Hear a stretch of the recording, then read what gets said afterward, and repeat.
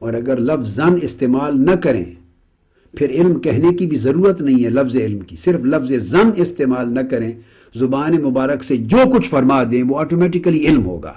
اور جو علم ہے وہ علم نبوت ہے، اور وہ قطعی ہے، وہ صحیح ہے، وہ کبھی غلط، باطل اور مشکوک نہیں ہو سکتا، اور وہ علم غیب کی بنیاد پر اللہ کی طرف سے عطا ہوتا ہے۔ یہ امتیاز ہے نبی کا دوسرے صاحبان علم پر۔ تو صاحب تاج العروس نے واضح کر دیا کہ نبی کی شان یہ ہے کہ ایک تو المخبر عن اللہ، وہ اللہ کی طرف سے مخبر بن کے آتا ہے، خبر دینے والا بن کے آتا ہے۔ سوال یہ ہے کہ خبر کس کی؟ اگر تو دنیا کے ان امور کی خبر دینے والا جو دوسروں کو بھی معلوم ہے، جو خبر ریڈیو اور ٹی وی کے ذریعے بھی معلوم ہوتی ہے، اخبارات کے ذریعے بھی معلوم ہوتی ہے، اخبار بھی مخبر ہیں، تو نبی کا یہ منصب نہیں ہے۔ نبی المخبر عن اللہ، اللہ کی طرف سے جب مخبر ہے تو اس کا مطلب ہے وہ ان حقائق کی خبر دے رہا ہے، ان موجودات کی خبر دے رہا ہے، ان معارف کی اور ان چیزوں کی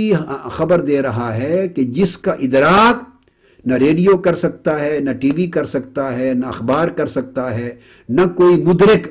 کوئی عقل والا کر سکتا ہے، نہ کوئی عاقل کر سکتا ہے، نہ کوئی ناظر دیکھنے والا کر سکتا ہے، نہ کوئی مفکر سوچنے والا کر سکتا ہے۔ حواس، عقل اور قلب و وجدان کے تمام ذرائع اور مادی دنیا کے تمام ذرائع خبر معلوم کرنے کے اور خبر رسانی کے جہاں نیچے رہ جائیں اور معذور ہو جائیں، بے بس اور بے کس ہو جائیں، اس عالم بالا کی اور اس مستقبل کی یا اس ماضی کی خبر دینے والا نبی اگر اللہ کی طرف سے جب دیتا ہے تو اس کا مخبر نبی ہوتا ہے، اس خبر کا مخبر۔ ایک دوسری یہ کہ نبی کی خبر میں قطعیت ہوتی ہے، وہ درجہ ظن میں نہیں ہوتی، قطعیت ہوتی،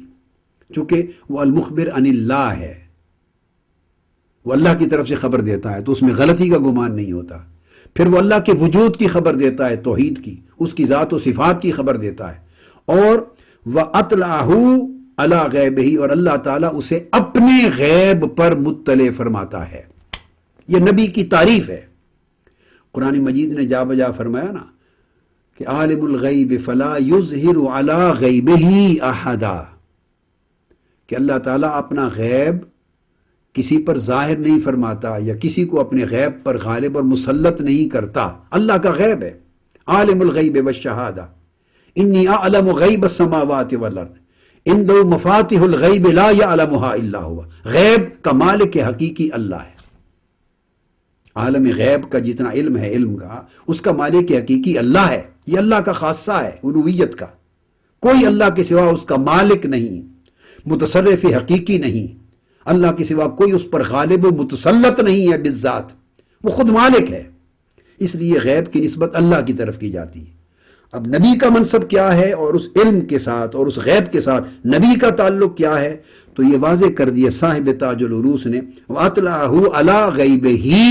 اللہ تعالیٰ خود نبی کو اپنے غیب پر مطلع فرماتا ہے، اپنا غیب کا علم عطا کرتا ہے،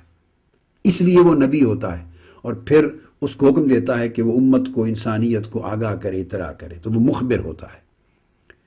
یہ دونوں لفظ میں نے دو لغتوں کی کتابوں سے دیے، اور ساتھ یہ عرض کر دیا کہ لغت کی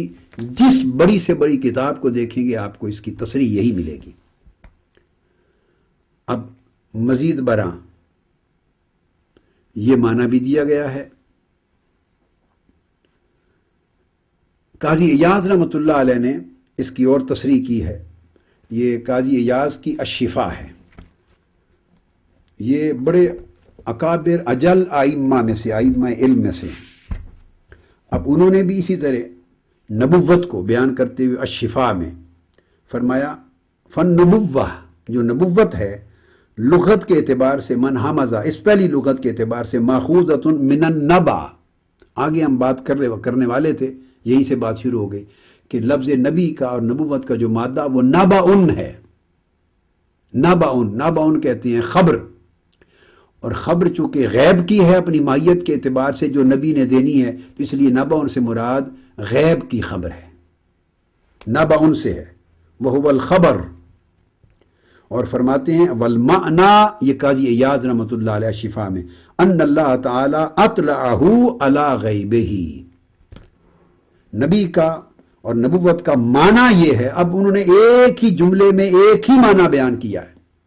اس میں کسی دوسرے معنی کی گنجائش نہیں، باقی تمام مراتب اور باقی تمام مناقب اور باقی تمام فضائل اور باقی تمام خصائص اور باقی تمام شؤون، جتنی شانیں نبوت کو ملتی ہیں رفیع اور بلند، وہ پھر اس کے اندر آگے بڑھتی چلی جاتی ہیں،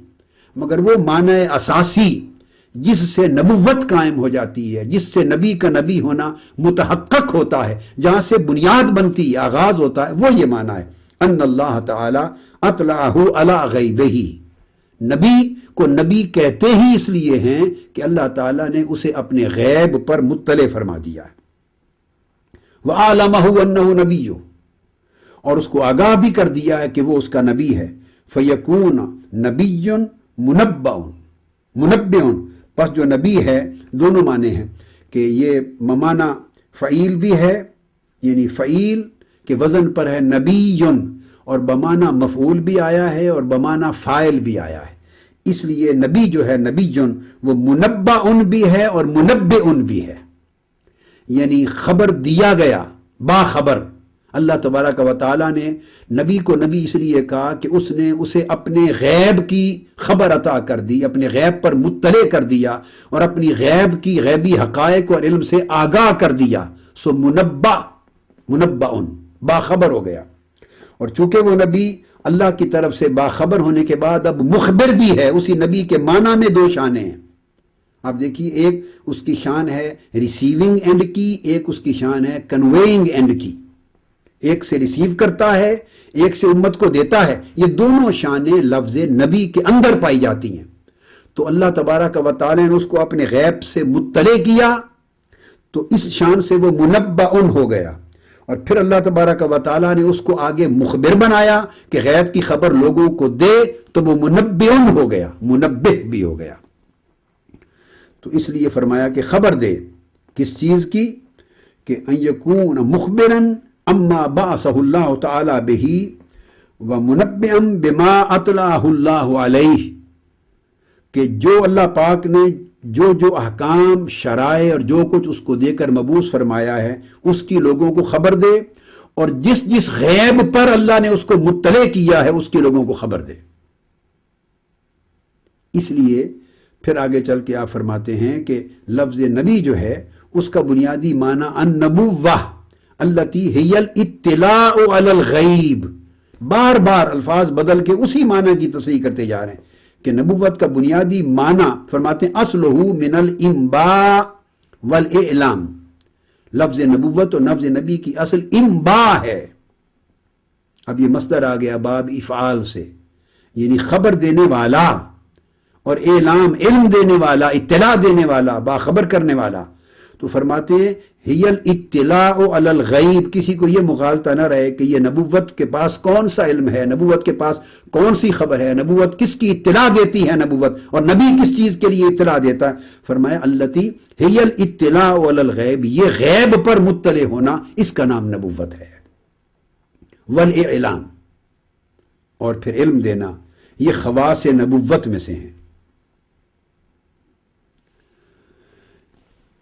اب یہ قاضی ایاز رحمۃ اللہ علیہ کی وضاحت تھی جو الشفا سے میں نے عرض کی، النبوت ہی الاطلاع علی الغیب والاعلام، یہ خواص نبوت سے۔ اب اس کے بعد اگلا ایک اور تصریح لیتے ہیں، جب یہ چیز اس کی لفظ نبوت کے معنی کی واضح ہو گئی تو اب یہی معنی قرآن مجید میں صراحت کے ساتھ آیا ہے۔ علامہ ابن تیمیہ نے بھی اسی طرح نبوت کو الانباء سے مشتق قرار دیا ہے کتاب النبوہ میں۔ علامہ ابن تیمیہ النبوۃ مشتقۃ من الانباء،